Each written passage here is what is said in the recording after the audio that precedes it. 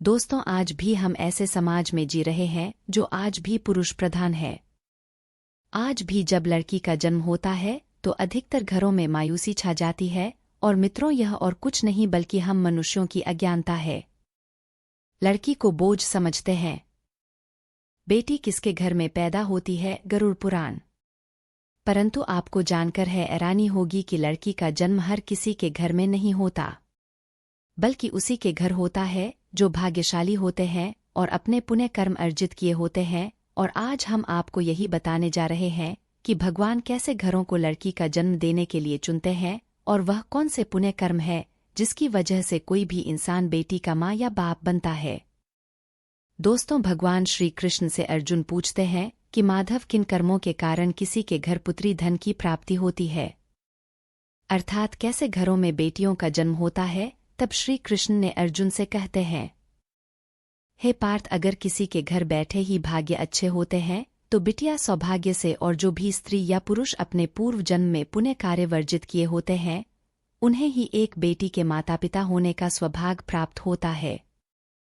बेटियों को जन्म के लिए उन्हीं घरों को चुना जाता है जो बेटियों का भार सहन कर सके, क्योंकि तीनों लोगों में स्त्री अर्थात बेटियां ही ऐसी होती है जिसका भार हर कोई सहन नहीं कर सकता। वह बेटियां ही होती है जो इस सृष्टि को निरंतर चलाती है। माँ होने के लिए अपना सर्वस्व निछावर कर देते हैं।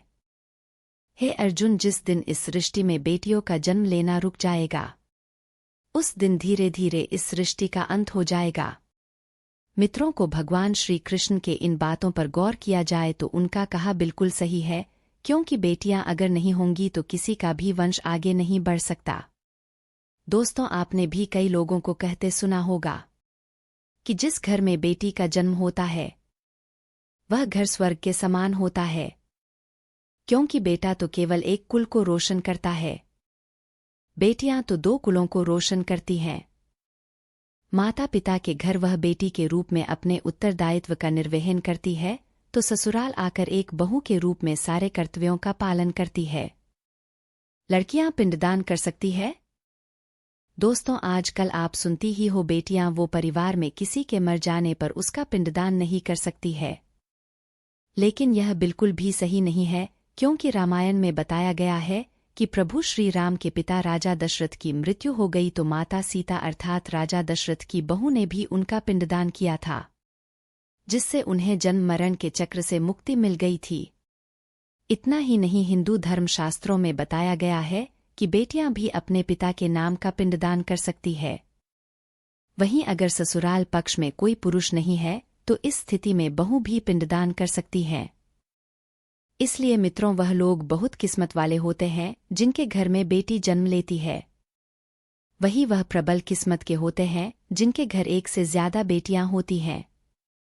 शायद यही कारण है कि बेटियों को लक्ष्मी कहा गया है।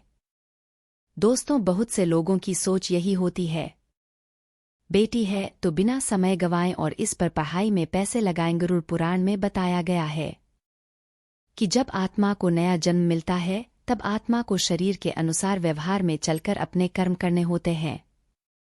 शरीर के जरिए कर्म करके ही एक आत्मा अपनी जन्म के उद्देश्य को सार्थक भी बना सकती है और निरर्थक भी, यदि कोई पुरुष महिलाओं का आचरण करता है, स्वभाव में महिलाओं वाले याद ले आता है या वही काम करना चाहता है जो एक महिला को करना चाहिए, तो ऐसे ही पुरुषों का आत्मा स्त्री का शरीर धारण करती है। वहीं गरुड़ पुराण में बताया गया है, यदि कोई व्यक्ति मृत्यु के अंतिम चरण में किसी स्त्री को याद करते हुए प्राण त्याग करता है तो वह अगले जन्म स्त्री के रूप में जन्म लेता है।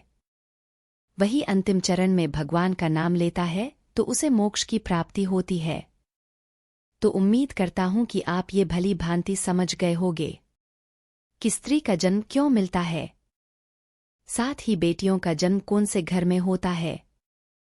आज के लिए इतना ही। हमारे ब्लॉग के साथ अंत तक बने रहने के लिए आप सभी लोगों